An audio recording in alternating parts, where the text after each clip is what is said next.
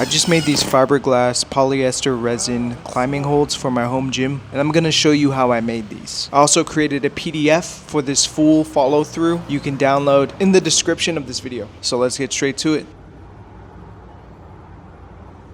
So the first thing you need is foam. Usually you want polyurethane foam because it can handle resin, but I went with a cheaper alternative and got XPS foam. Right here you could see me gluing a bunch of them together to create a more thick area for climbing holds.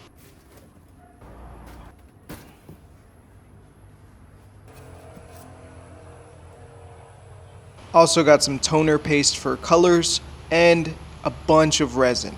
In the description I laid out the full list of everything you'll need to create holds like these at home, and I really recommend making these kind of holds because I didn't just want to do small holds that you see online that you just pour into a mold.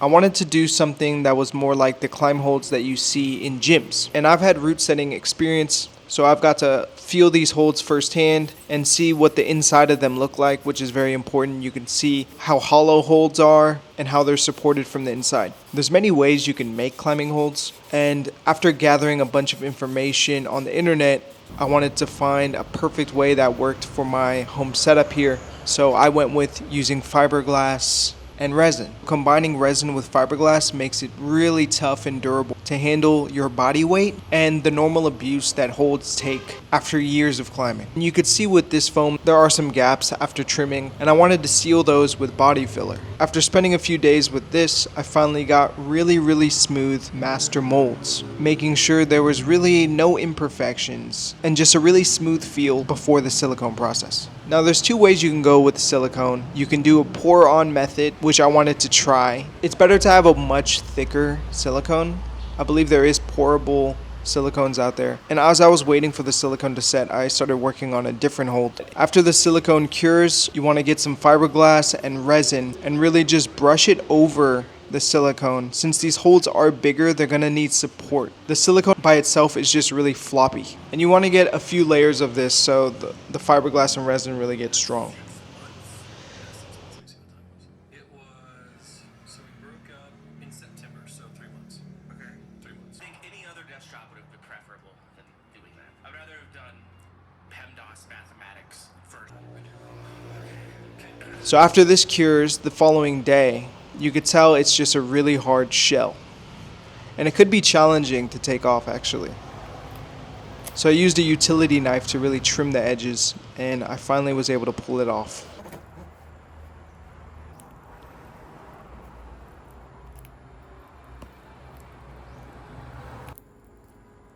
After this, you could really see how floppy the silicone is, and I was able to tear it off the master. And look, it came off perfectly, and the silicone captured all the details of my master.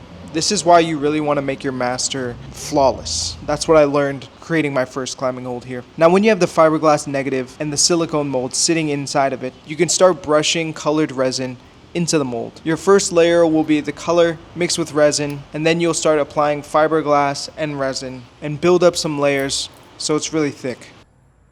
And by the time it cures and you pop it out, this is basically your climbing hold right here.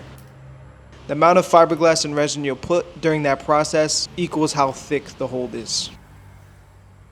And it's perfect because it's really strong and it's not too heavy. You don't want a really heavy climbing hold. That's not only a hazard for if it rips off the wall, it's not durable. If it were to drop, it could crack.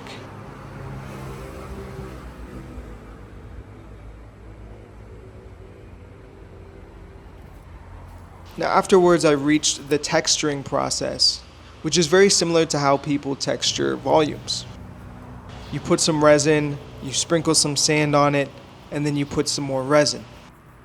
There's many approaches and different types of ways you can do this. Some people use texture spray, which I do want to use in the future, because I wasn't completely satisfied with the texture of sand and resin.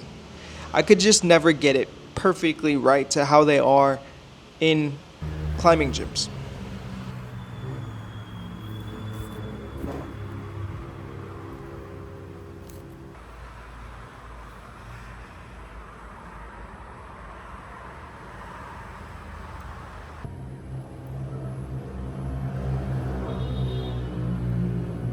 But you could see right here how my first ever hold turned out after some sanding and wet sanding.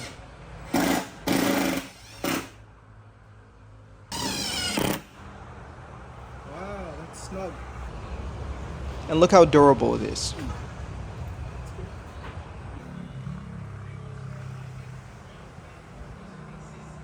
Now with these next holds, I wanted to experiment with adding the texture before the silicone process. I've heard that this is a way a lot of bigger brands make their climbing holds. And this way, the grip is consistent with every hold that pops out of the mold. The texture will always be in the same spot.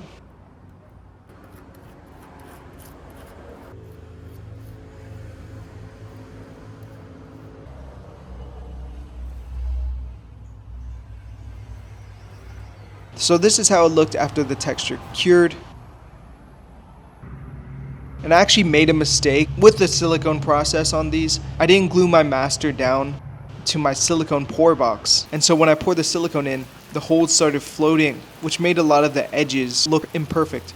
But you could see the silicone really captured the detail and the separation between the texture and the non-textured areas, which is what I'll do after these prototypes. So I had to fix all the mistakes afterwards. You can keep applying resin and keep sanding and get it as best you can. I wasn't able to get these completely perfect, but again, these are prototypes. This was more to learn the whole process of creating these climbing holds, and it's more for training in my home gym anyway. I really enjoyed these pinches here. These are actually ones that I'll have available for the public on my first climbing hold shop. But I'm going to refine the master and then I'm going to apply silicone again. I'm also going to do texture a little differently. You could see the sandy texture just has a really rough sand look, kind of like grip tape on a skateboard. But I'm going for something more evenly smooth, so I'm going to order some texture paint and apply it before the mold. I'm also going to do the same with the logo. I'm going to apply the logo to the master before silicone process.